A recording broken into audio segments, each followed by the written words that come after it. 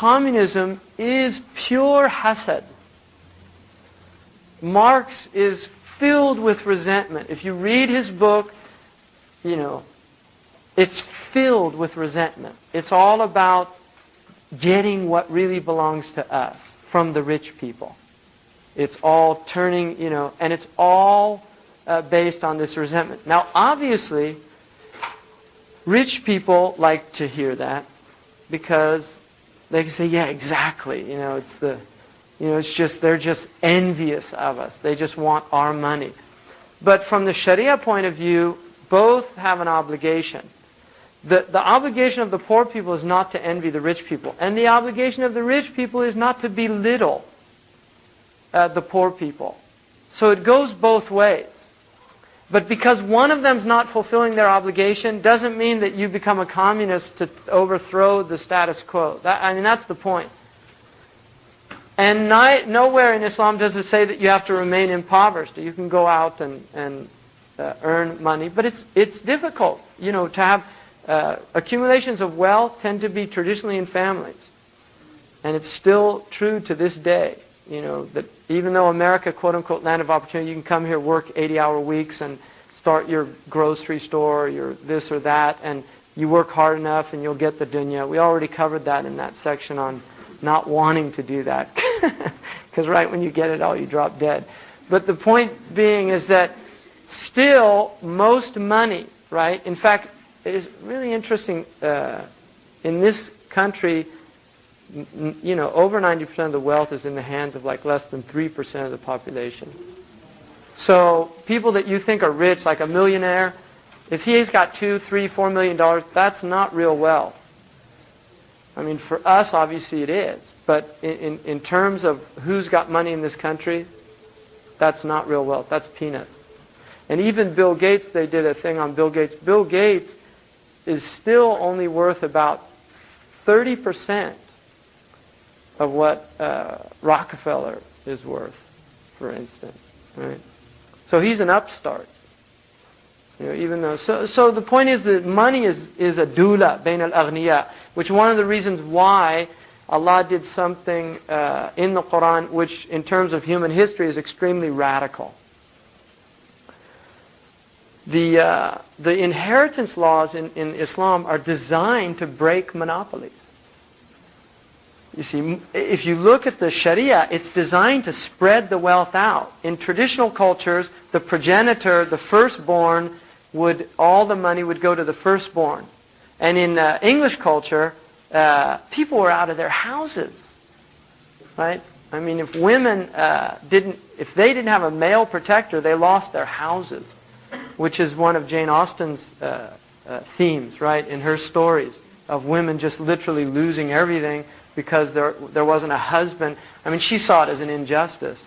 Even though she's a comic writer, she saw it, as a type of injustice to women. The fact there's no male and they lose everything the moment the father drops dead because some uncle or distant cousin who's a male gets to inherit all the money because the women don't inherit it. In Islam, Allah broke that. So a woman would actually suddenly get money. Now, what did that do? If a woman marries, right, outside of the family, it takes money outside of the family, which was one of the reasons why oftentimes wealthy families like to marry within the family to try to maintain it somewhat. But you can see that in Islam. There really is an attempt to break down that type of monopoly in wealth, which once it occurs, you have a dula, what the Quran calls a dula, bain al-aghniya. Wealth only revolves around the rich people, and that will cause a type of resentment, right? So in Islam, traditionally, there was always a very strong middle class. And where you have a strong middle class, you're going to have a lot less social pressure than where you have an extremely wealthy class of, say, maybe 10% with all the wealth, and then 90% impoverished. That creates a massive tension. Whereas if you have, 40 to 60% in the middle somewhere, right, it enables, the people down here to be able to, move into that middle class because it's not so far off. Whereas in this type situation, the gap is so great it creates resentment and hasad. And so poor people begin to envy the rich people. And then you're ripe for, the Communist Manifesto and this type of thing. And look how many people died. I mean, all those people that died, millions of people because of communist revolution. And it's all about resentment. And the other interesting thing about communism, nowhere is Marx critical of industrialization and massification.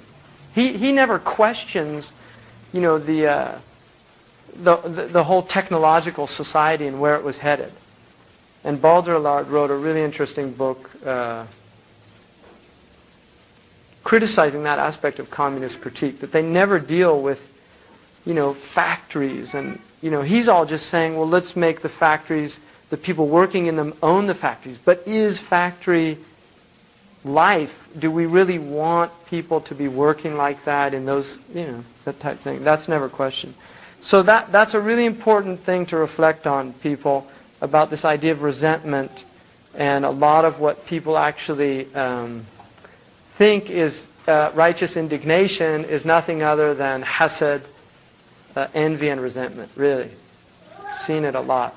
And one of the things that you saw happen in the Muslim world is a lot of the communists, interestingly enough, in the 70s, in the 80s became Islamists, right? And changed all the vocabulary, right? And suddenly started talking about the social justice of Islam as opposed to the social justice of communism. And so Islam becomes a vehicle again to realize your own petty dunya aspirations, right? People have to be really wary of that type of Islam being used as a vehicle for anger that is not rooted in anger for the sake of Allah. It's rooted in anger simply because one is dissatisfied with one's worldly position, right? And that's a really tricky one, I tell you. And then he says also, وَلَا يُفِيدُهُ بِشَيْءٍ مَا وَلَا يُزِيلُ عَنْ مَحْسُودِهِ مَنُوِّلًا. He says, also think about this. It doesn't benefit you one iota to have envy, nor does it cause the one you're envying, he's not going to lose that ni'mah because you're envious of it. Allah gave it to him, Allah will take it away. It's not you that's going to do anything. So it's really a waste of time. Now he goes into the asbab, which is really important here.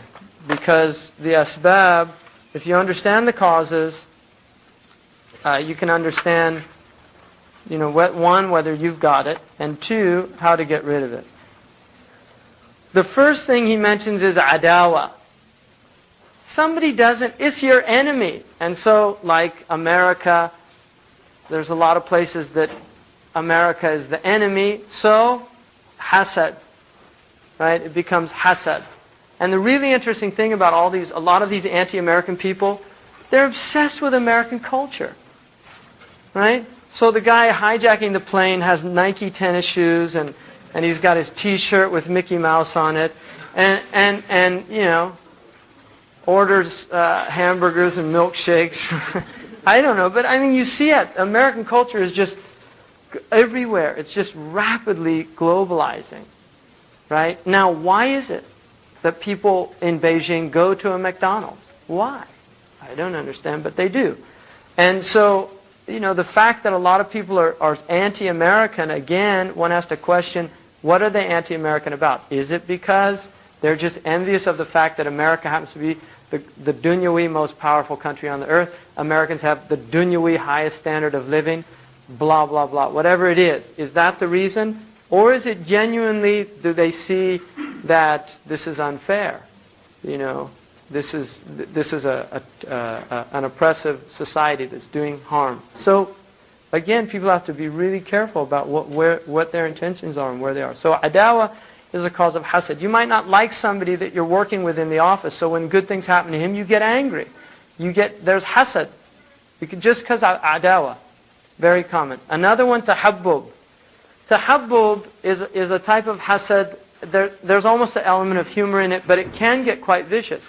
And tahabbub relates to the object you have two people or more, and they all have the same object of desire, like parents, children, siblings are fighting for parental love.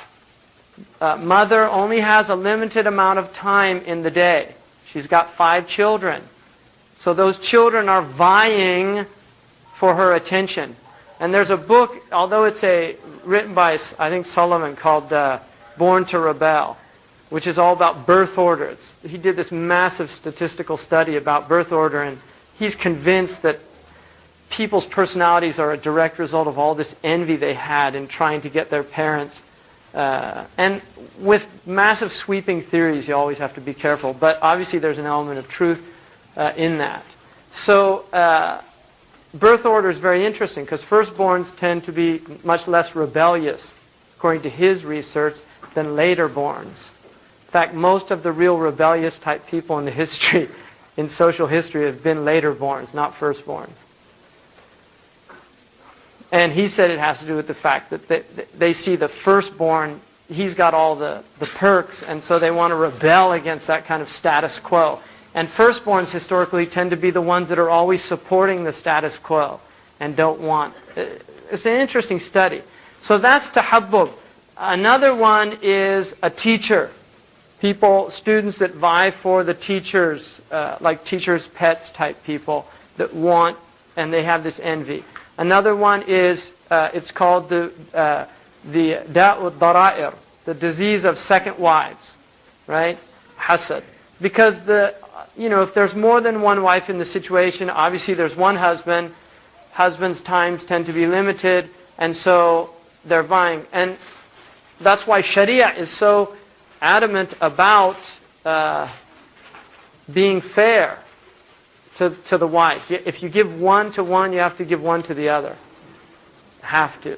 That is a given. And the nights are the same. I think for that reason. Now, obviously, the word in Arabic for second wife is darra, sometimes mispronounced durra, but it's actually a darra. Darra means harm, right? That's what it means. It means harm. So obviously, I don't know if the first wife named the second wife Darra or not, but it indicates that the Arabs understood something about the psychology of multiple marriages, and that the second wife will bring in a type of Darra to the first wife. So that does happen. And you can get that vying for things. So that's tahabbub. And then takabbur is arrogance. That causes envy. If you see somebody getting ahead of you and you're arrogant, you see, he doesn't deserve that. I'm better than him. He should not. That's takabbur. He shouldn't have got that promotion. And this is something that some of the Arabs had like Al-Walid ibn al-Mughira, Abu Jahl, They had that against the Prophet ﷺ. They thought themselves, he's Yatimu Bani Hashim. He's the orphan of Bani Hashim. He's Ibn Abi Kabsha. That's what they called him. Abi Kabsha is his father by wet nursing. So they just saw, he doesn't deserve this ni'mah of being spoken to from the heavens. We deserve it more than he does. So that's takabbur, which is, I think, pretty obvious. Ta'azzuz is less so than takabbur. Ta'azzuz has to do with a person wanting the status quo. In other words, he doesn't mind feeling the same as the other person. As long as we have the same things, it's okay. But suddenly you get the job promotion, and I didn't. And then my question is, I start saying, he's going to start looking down on me. Right? So the dynamic changes. So ta'azzuz is I'm trying to maintain my izzah. So really it's related to a poor self-esteem, and I think that's how I translated it. Poor self-worth. Ta'azzuz is an attempt to reestablish an equilibrium because you're feeling that your self-worth is compromised by the fact that another person has more than you do. And so that's also a cause of hasad. And you can see that also in the first Muslims who, when they, for instance, they said, لولا نزل هذا القرآن على رجل, right? من القريتين عظيم. Had this Quran only been revealed to a man from one of the two big cities who was great, a great man. In other words, if it would have been revealed to Walid ibn Mughira, we wouldn't mind bowing our heads to him and admitting that, you're the prophet. But this is Yatim Bani Hashim. How can he be over us? In other words, we want him to stay the same as us. So this is something that happened, afflicted those first Arabs. And also those who said, this is just هذا بشر مثلنا. Right? This is just a man like us. How can he be a prophet and we're not prophets? In other words, we don't like this idea of somebody who's a common man. If it's a king, that's all right. We can deal with that because the king's better than us. We know that. But he's my next door neighbor. Right? He shouldn't have anything better than me. So it's that idea there. And also, you find that Fir'aun says, actually that's more takabbur. But he says about Musa, that how can a prophet come and his people are our slaves, looking down on them. So these are all reasons why people reject the truth. And ta'ajjub has to do with, you just can't believe it. It's more, I can't believe. It's not takabbur, it's not ta'azzuz, it's just type of, this can't be happening. Right? This person couldn't have won the jackpot, and I've known him all my life. This can't be happening. So it's a hasad that's really related to a type of disbelief. In somebody getting a blessing that you just can't believe that he has that blessing. Doesn't make any sense. And then also, hubb al-riyasa, love of leadership, always wanting to maintain one's position of authority. Sometimes hubb al-riyasa will lead a person to not want somebody to get a blessing just so they can maintain the position over them of authority, which is similar to takabbur, but different in a sense, because he does have a position of leadership, or he desires to have it over that person, and by them getting some type of blessing, it's going to lead to changing that equilibrium, or creating a disequilibrium there. So, and then shuhun hati, shuh is covetousness. So that's also a cause of envy, just pure shuh. Like you see somebody has something, you just have a shahiyah. You're covetous of it. You want it. And that's a big disease. Which Allah says, وَمَنْ يُوقَ شُحَّ نَفْسِهِ فَأُولَئِكَ هُمُ الْمُفْلِحُونَ. Those who are saved from their shuh. Now another thing, one of the concepts that Imam al-Ghazali mentions often is because these diseases in fact are part of our nature, the process is to transform them and make them something beneficial to you. For instance, Native Americans, some of the Native American tribes in this country used to name their children names that had disabilities. Right? Like lame deer. They would give it a name that had a disability. And the reason for that was that they noticed that animals that had disabilities tended to overcompensate. And it would make them more clever than the other. They'd have to be more aware. And so there's an idea of getting your disability to become an advantage. And this is what really successful people in dunyawi terms tend to do.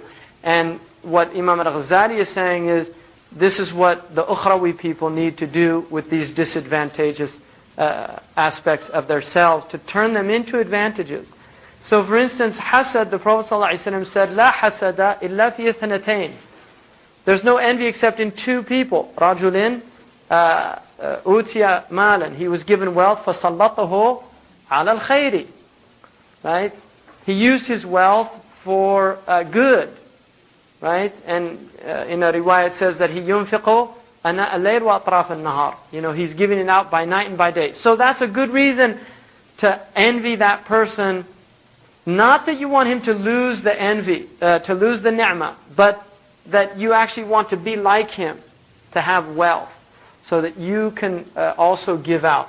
And that is called in Arabic ghibta, which is different from hasad. Ghibta is good envy. It's a positive envy. You're envying the person. You don't want them to lose their ni'mah. You want them to keep their ni'mah. But you wish that you had what they had. And the other person is رَجُلٍ أُوتِيَ حِكْمَةً. He was given hikmah, wisdom. فَيُعَلِّمُهَا النَّاسِ. So he teaches that wisdom to people. Right? And so those two people, in other words, what we're being told is, don't envy people over petty, trivial things like dunya. It's not worth it. Envy people for things that are high things, like akhirah. And then what that will do is it'll make you set out to achieve what they've achieved. Alright? So, and then he says about أَسْبَابُهُ اللَّوَاتِ مِنْ هَيَاتِ. Those are the causes. And then he says, وَنِعْمَةٌ بِكَافِرٍ أَوْ فَاجِرٍ يَقْوَى بِهَا عَلَى الْأَذَى وَيَجْتَرِي. As for a blessing that a kafir has, a non-Muslim, or a bad Muslim, fajr, somebody who's fajr, they have fujur, a profligate,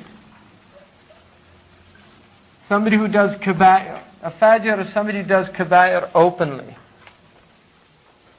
As for a fajr, he says, فِيهَا يَجُوزُ مَرَضُ الضَّرَائِرِ. The disease of second wives is permissible in this case. أَفَادَهُ مَيَّارَةُ إِبْنِ عَاشِرِ. I mean, he uses second wife because it works with the rhyme. And also I think it indicates that that's, you know, it's a natural type of hasad. You know, it's a good thing to have hasad towards non-Muslims but obviously that has to be because they're using it for bad things. Do you see the difference? In other words, what I was saying earlier about having envy towards non-Muslims just because they have dunya and you don't. That's not a good reason. The reason that he's saying it's a good thing to do is because they have dunya that they're using for harm. They're harming people with it and they're using it to oppress. And in that case, it's justifiable, it's permissible.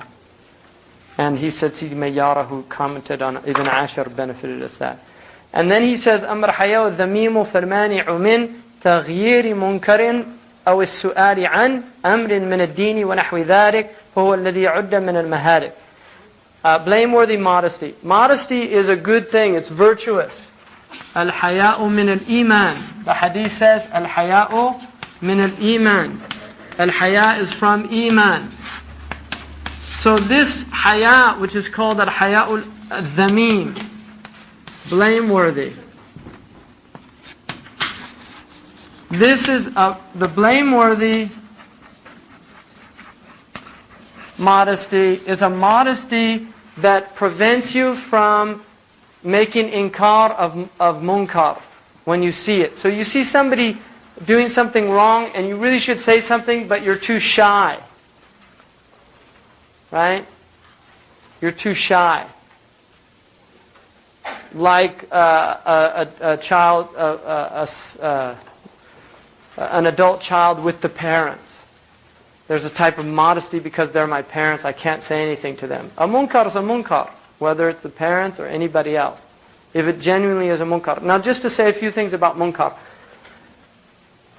There's a condition about munkar. One, a munkar has to be mujma' alayh in order to make inkar of it. It has to be agreed upon. You can't make munkar of something that's called mukhtalaf fihi, which means there's difference of opinion about it. So whenever there's difference of opinion, you have to be very careful about munkar. Because technically the munkar of one scholar might not be the munkar of another scholar. And unless it's absolutely agreed upon that it's a munkar, then you can't make inkar of it. And they said about Imam al-Ma'ziri, he was so knowledgeable that he rarely made inkar of anybody, because he could always find a dalil for a proof for their actions somewhere. So, and that's a really important thing to know now, just because there's so much, Muslims make so much inkar of each other. There's this impulse now, just everybody attacks everybody else. So, blameworthy modesty is something where you don't make inkar where you should, or to ask a question about the deen. That's blameworthy modesty, and that's why Sayyidatu Aisha radiallahu anha said that the best women were the women of the Ansar because modesty did not prevent them from learning the deen. So she was praising them, saying that even though there's things that people would be modest about, it didn't stop them. Like the Prophet ﷺ, who somebody came to him, a woman asking about the period, and he was explaining to her, and she kept asking, and finally he just asked Aisha to show her what to do, because it was embarrassing for him. And Aisha could answer the question because she was faqihah. But the point is that woman wanted to know. And even some of the women, they used to send in a little box the cloth from their period to ask the hukam from Aisha about the color. Right? I mean, that was like asking to make sure they understood when the hayd ended and when it started. Right? So, I mean, that's obviously most women, they would not feel comfortable with that at all because they're modest about it. But the point is those women were so bent on doing what Allah, or so straight about doing what Allah told them to do, that their modesty didn't prevent them from doing those things. And that would tend to be more with women than with men, but it applies to both, because there are some men that are extremely modest, so they don't ask questions.